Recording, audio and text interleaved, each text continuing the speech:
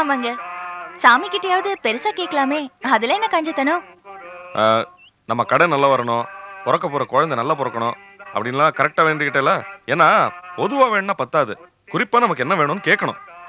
நாம கேக்குறத குடுக்கறதோ, சொல்றத செய்யறதோ கடவுளோட வேலைன்னு எனக்கு படலங்க. யார் யாருக்கு என்னென்ன குடுக்கணும்னு கடவுள் தானே தீர்மானிச்சு குடுக்கறாரு. அப்போ நமக்கு என்ன வேணும்னு அவருக்கு தெரியாது? அப்புறம் எதுக்கு கடவுள வேணும்? அவரே பார்த்து செஞ்சிட மாட்டாரு? என்ன பொறுத்த வரைக்கும் சாமி கும்பிடுறது என் அம்மா கிட்ட என் மனசுல இருக்கிறதையெல்லாம் கொட்டி தீக்கிற மாதிரி தான். மெட்ராஸ்க்கு வந்ததுக்கு அப்புறம் நல்லா பேச கத்துக்கிட்டேன். சரி, எனக்கு டைம் ஆச்சு, நான் கடைக்கு போகணும். நீங்க எந்த வீட்டுக்கு போயிடுறியா? ம். ம், வா.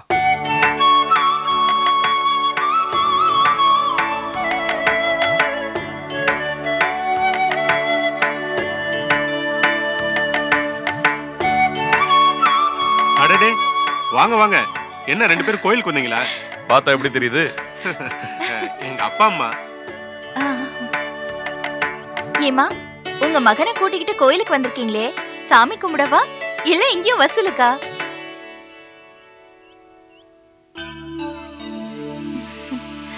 சார், உங்க பையன் எப்ப பார்த்தாலும் எங்க தலையில ஏதாவது கட்டிடுவாரு. இப்ப எங்களை விட்டுட்டு சாமி தலையிலேயே கட்ட வந்துட்டாரா?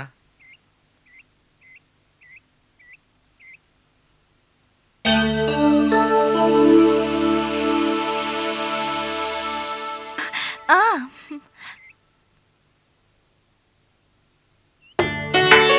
அ, அ, அ, அ, அ, அ.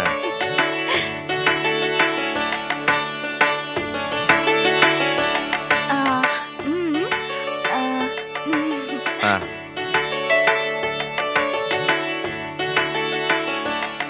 ஆ. ஆ. என்ன ரவி, சொல்லவே இல்ல. மனசுக்கு ரொம்ப கஷ்டமா இருக்கு. இவ்வளவு பெரிய சோகத்தை வச்சுக்கிட்டு எப்படி ரவி சிரிச்சுக்கிட்டே இருக்கீங்க? எதை சொல்றீங்க? கொஞ்ச நேரத்துல எங்களாலேயே முடியல. நீங்க ஓஹோ. ம். என்ன சிரிக்கிறீங்க? இவங்கள டாக்டர் கிட்ட கூட்டிட்டு போனீங்களா இல்லையா? டாக்டர் தானே அடிக்கடி கூட்டிட்டு போவேன். ரெண்டு பேரும் ஸ்வீட் சாப்பிடுறதுல கில்லாடிங்க. டாக்டர் திட்டுவாரு. ஆனா இவங்க ரெண்டு பேரும் அவர்கிட்டயே நைஸா பேசி அவருக்கே அல்வா கொடுத்துருவாங்க. ஐயோ, நான் இத பத்தி சொல்லல. நான் வேற நான் வேற வேறயா? மத்தபடி ஹெல்த்தியா தானே இருக்காங்க. இவங்க ரெண்டு பேரும் சண்டை போட்டான்னு வச்சுக்கீங்களேன், இவங்க போற சத்தம் 8 வீட்டுக்கு கேட்கும். என்ன ரவி குழப்பறீங்க? வாய் பேசாம இருக்காங்க, அப்புறம் எப்படி? ஓ, இந்த சைகை சொல்றீங்களா? எனக்கு நல்ல பொண்ணா கிடைக்கணுமா? நல்ல பொண்ணா கிடைக்கணும்னா என்னங்க பண்ணணும்? தேடணும். அதை விட்டுட்டு வாரம் ஒரு நாள் இப்படி மௌன விரதம் இருந்து கோவிலுக்கு வராங்க.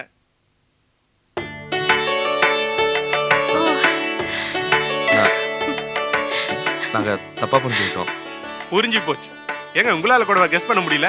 கோவிலுக்கு வந்து இப்படி சைகை கட்டினா அது மௌன விரதமா இருக்கலாம் இல்லையா? உங்களுக்கு நல்ல பொண்ணு கிடைக்கணுங்கிறதுக்காக அவங்க அவங்களையே கஷ்டப்படுத்திக்கிறாங்க.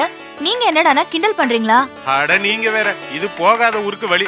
4 இடத்துக்கு போய் 4 பேர்த்த பார்க்கணும். அதை விட்டுட்டு வாரம் ஒருக்கா இப்படி வாயை மூடிட்டு இருந்தா வேலைக்கு ஆகுமா? இத பாருங்க, இவங்களும் வார வாரம் கோயிலுக்கு வராங்க, நானும் தான் வரேன். ஆனா என் கல்யாண மேட்டர்ல ஒரு இன்ச்சு கூட டெவலப் ஆன மாதிரி தெரியல. ஆனா இதனால 4 பேரோட பழக்கம் கிடைக்கும் இல்லையா? கிடைச்சது. குருக்கள், தேங்காய் பழம் விக்கிறவன், செருப்புக்கு டோக்கன் போடுறவன், 4 பிச்சைக்காரங்க, இப்படியே நம்ம நெட்வொர்க் விரிஞ்சுக்கிட்டே போகுது. இதே ரேஞ்சில போச்சுன்னு வச்சுக்கோங்க, ஏதாவது ஒரு கோயில் வாசல்ல ஏதாவது ஒரு தொழில் ஆரம்பிச்சிட வேண்டியதுதான். என்ன ரவி, அப்பா அம்மா இப்படி பேசுறீங்களா? அவர் சங்கடப்பட மாட்டாரு? அவரெல்லாம் ஒன்னும் சங்கடப்பட மாட்டாருங்க. எனக்கு ஒரு சின்ன டவுட். என் கல்யாணம் சீக்கிரம் நடக்க கூடாதுன்னு அவர் ஏதோ சீக்ரெட் பிளான் வச்சிருக்காரு போல இருக்கு. அதனாலதான் அரசியல்வாதிகளா உண்ணாவிரத டிராமா போடுற மாதிரி இவர் மௌனவிரத டிராமா போடுறாரு போல இருக்கு. ஹலோ, என்ன நீங்க?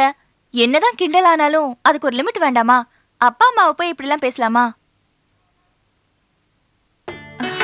பாத்தீங்களா, இப்ப கூட நமக்கெல்லாம் அல்வா குடுக்கறதா அவரோட பிளான்.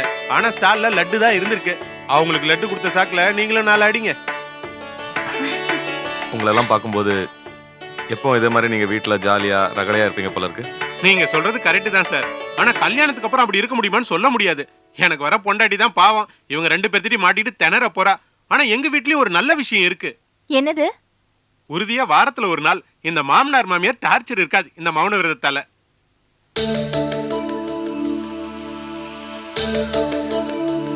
என்னம்மா சொல்ற?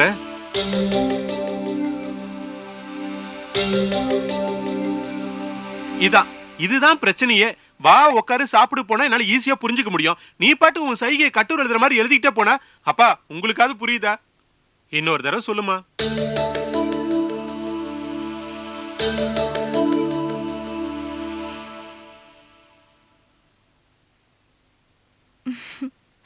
அது ஒண்ணும் இல்ல ரவி.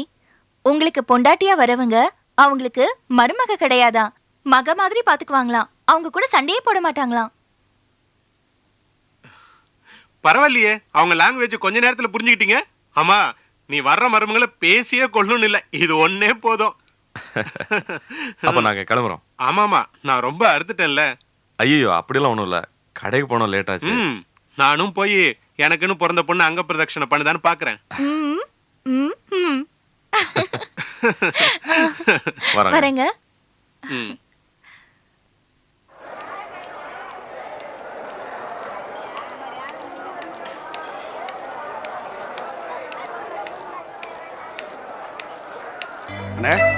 வா வா வா வா.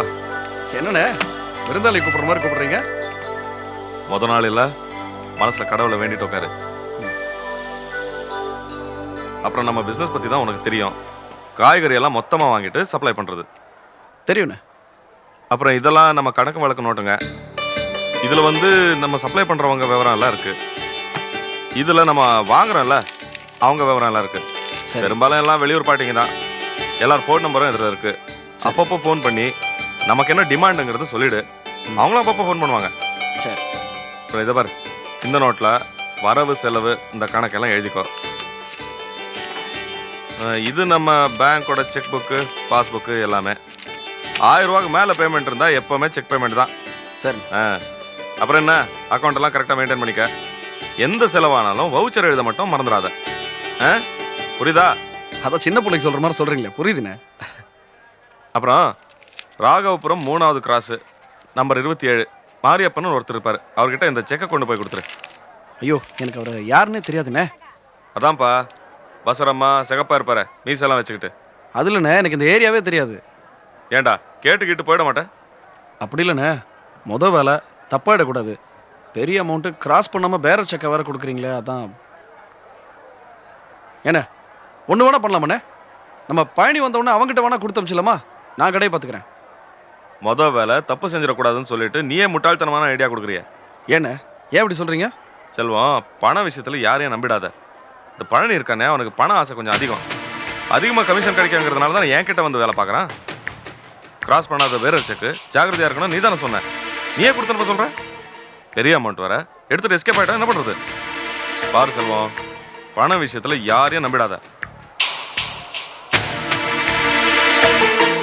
பழனி எப்போ வந்த? இப்பதான். நான் பேசுனதெல்லாம் பரவாயில்லண்ணே, நீங்க இருக்கிற பொசிஷனுக்கு அப்படிதான் இருக்கணும். பண விஷயம் இல்லையா? நல்ல வேலை புரிஞ்சுக்கிட்டியே. சரி செல்வம், நானே போய் மாரியப்பனுக்கு செக் கொடுத்துட்டு வந்துடுறேன். நீ இருந்து கடையை பார்த்துக்கோ. ஒரு 2 நாள் பார்த்துக்கிட்டீங்கன்னா உனக்கே எல்லாம் புரியும். வர வழியில் வீட்டுக்கு போயிட்டு வந்துடுறேன். 2 நாள் அந்த பக்கமே போகல, அம்மாவை பார்த்த மாதிரி இருக்கும்.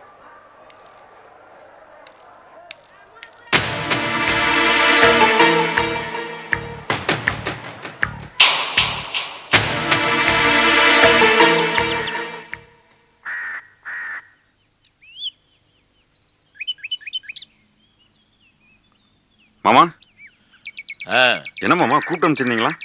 ஆமாம், உக்காரு. இன்னைக்கு ஏதும் சோலி இருக்குதா உனக்கு? என்ன மாமா, நான் தான் வெட்டி ஆஃபீஸர் வேலை பார்த்துக்கிட்டு இருக்கேனே, தெரியாதா? நான் யதார்த்தமாக கேட்டேன்ப்பா. அது இருக்கட்டும் மாமா, என்ன விஷயம்? பக்கத்து டவுன் வரைக்கும் போகணும், போறியா? நல்ல வேலையாக போச்சு. நானே வேலை இல்லாமல் போர் அடிச்சு போய் உட்காந்துருக்கேன். என்ன விஷயமா மாமா? அது நமக்கு தெரிஞ்ச ஒரு பார்ட்டி, அவரோட ப்ராப்பர்ட்டிக்கு அவர்கிட்ட ஒழுங்கா டாக்குமெண்ட்ஸ் இல்லை. அதில் ஒரு வில்லங்க வந்துருச்சு. நான் தாலுகா ஆஃபீஸில் பழைய ரெக்கார்ட்ஸ் எல்லாம் குறைஞ்சி எடுத்து புதுசாக ஒரு டீடு செஞ்சு தரேன்னு சொல்லியிருக்கிறேன். அதுக்கு தான் பக்கத்து டவுன் தாலுகா ஆஃபீஸ் போகணும். சரி மாமா. அங்கே போய் இப்போ நான் சொல்கிற டீட்டெயில்ஸ் எல்லாம் பீராயினும். அது அவ்வளோ சுலபமான காரியம் இல்லை, ரொம்ப பழைய ரெக்கார்ட்ஸு. அந்த பசங்கள்லாம் கொஞ்சம் அப்படி இப்படி கவனித்து சாமர்த்தியமாக பேசினதான் நடக்கும். செய்வியா? அதெல்லாம் நான் பார்த்துக்கிறேன். எதுக்கு இந்த பழைய ரெக்கார்டெல்லாம்? தெரிஞ்சவர்னு சொன்னேனே, அவர் பேர் கோவாலு. அவருக்கு ஒரு பரம்பரை நிலம் ஒன்று இருக்குது. அது பாட்டம் முப்பாட்டம் சொத்து, தஸ்தாவேஜ் எல்லாம் ஒன்றும் இல்லை. இவரும் இவ்வளவு வருஷமா கவனிக்காம யாரோ தெரிஞ்சவங்களை விட்டு பார்த்துக்கன்னு சொல்லியிருக்கிறாரு. இப்ப போய் தனக்காக நிலத்தை சொந்தம் கொண்டாடும் போது ஒன்னலமாடா என்னலன்னு சண்டைக்கு வர்றானா. ஏமாமா போலீஸ்ல சொல்ல வேண்டியதானே? எப்படி போய் சொல்லுவாரு? போலீஸ்ல என்ன அத்தாச்சி இருக்குது தஸ்தாவேஜா கொண்டாங்கிறானா, அதான் அவர்கிட்ட இல்லையா? அதான் கிடந்து முழிக்கிறாரு. நிலம் கிட்டத்தட்ட கைவிட்டு போயிருச்சுன்னே நினைச்சிட்டு இருக்கிறாரு. அப்ப யாரோ சொல்லி எதேச்சியா என்கிட்ட வந்திருக்கிறாரு. சுருக்கமா சொல்லணும்னா அவர் என்ன மாதிரி விவரமான ஆள்னு சொல்லுங்க. ஆனா அவர் வசதியான ஆள். ஆ, பணக்காரங்க அசால்ட்டா இருக்கலாம். ஏன்னா ஒரு சொத்து போனா இன்னொரு சொத்து இருக்குமே. பூரா கேளுப்பா, பிரச்சனை என்கிட்ட கொண்டாந்து நான் தான் அவர்கிட்ட சொன்னேன். இதை பாருங்க ஐயா, தாலுகா ஆஃபீஸ் ரெஜிஸ்டர் ஆஃபீஸ்னு அங்கே எங்கே போய் பழைய ரெக்கார்ட்ஸ் எல்லாம் பீராஞ்சு சொத்து உங்களுதாங்கிறதுக்கு ஆதாரம் தேடிட்டா போதும், போன சொத்தை திரும்ப வாங்கிடலாம்னு. ஏமாமா கோர்ட்டு கேஸுன்னு போனா வருஷக்கணக்காகி போயிருமே.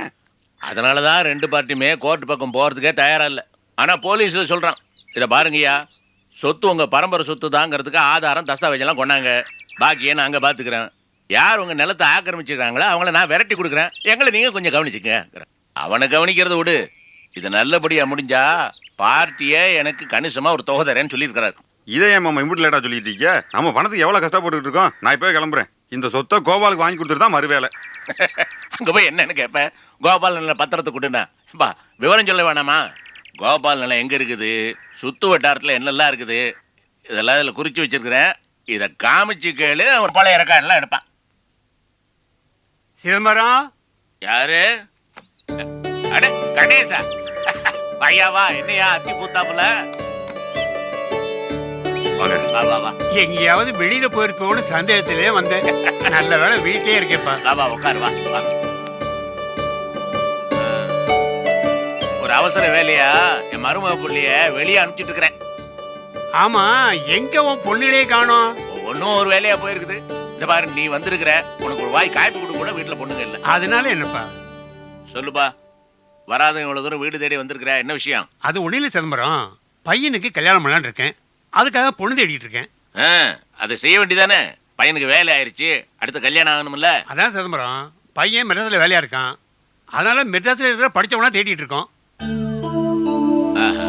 ஆமா, நம்ம சரோஜா வீட்டுல ஒரு பொண்ணு இருக்காமே, அதுவும் படிச்ச பொண்ணு தானே, நமக்கு முறை சரியா வரும்ல.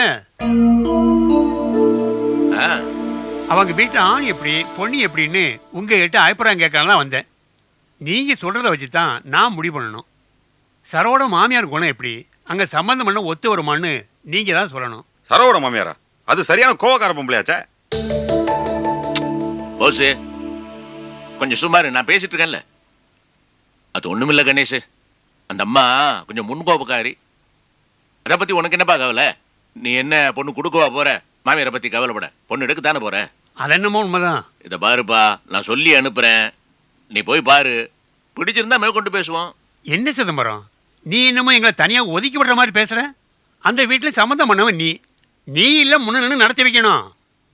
கணேஷ், நான் அப்படி சொல்றதுக்கு காரணம் இருக்கு. எனக்கும் அந்த அம்மாவுக்கும் சின்ன சின்ன மனத்தாங்கல்லாம் உண்டு. அதனாலதான் நான் வர தயங்குறேன்.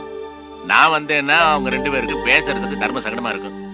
எதுக்கு நல்ல காரியம் நடக்கும்போது நீ தாராளமா போப்பா, பேசு, எல்லாம் நல்லபடியா நடக்கும். அது எப்படி நாங்களா போய் பேசுறது? எங்களுக்குள்ள பழக்கமே இல்லையே. அது ஒரு பிரச்சனையே இல்லப்பா. நான் மாப்பிள்ள மாணிக்கத்துக்கு போன்ல எல்லாம் விவரமா சொல்லிடுறேன். நான் இல்லாத குறையே தெரியாம அவர் நல்லபடி பேசி முடிச்சிடுவார். போயிட்டு வா.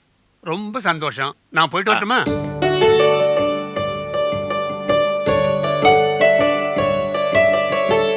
ஏமா சம்மதி வீட்டுக்காரங்களை விட்டு கொடுக்காமல பேசுறியா? அதை எப்படி விட்டு கொடுக்குறது? சரோ பூந்து விடாச்சா?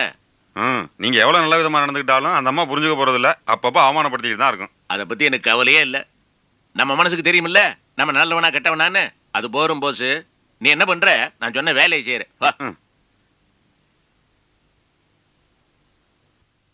மா,